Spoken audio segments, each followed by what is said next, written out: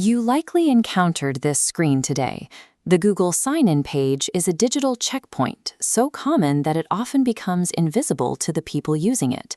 You type your email, hit enter, and provide a password. It is a deeply ingrained, almost automatic motor routine. This blank white space is an intentional design choice. It conceals the massive, complex digital infrastructure required to verify a single user. By breaking down the specific text on this page from top to bottom, we can reverse engineer the engineering happening beneath the surface.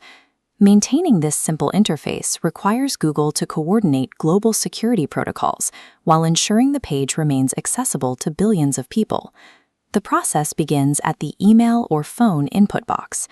When you submit your address, you trigger an identity router. This invisible filter evaluates your broader context rather than simply checking your spelling. This diagram shows the router in action.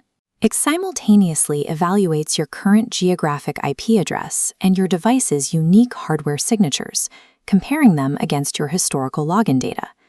The system uses that data to calculate a risk score.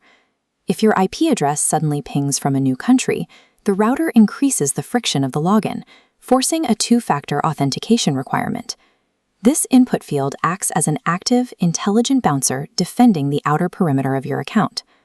Further down the page, Google includes a specific instruction: not your computer, use a private browsing window to sign in. This text addresses a core vulnerability in browser architecture. By default, web browsers remember who you are by accepting a secure digital token from the server after a successful login. Engineers call this a session cookie. It acts as a persistent digital passport that remains active even if you close the browser window. On a shared terminal, like a library computer, that token remains in the browser's memory, creating a security risk for the original user. The next person to sit at that keyboard can open the browser and inherit that passport, gaining unrestricted access to the previous user's identity. Guest mode and private browsing windows were engineered specifically to neutralize this threat. As seen here, a sandboxed environment creates a temporary space for your session data. When the window is closed, the sandbox forces the digital tokens to self-destruct. The warning text functions as a manual patch for the way browsers handle session data, ensuring your identity doesn't linger on hardware you don't control. Finally, we reach the footer.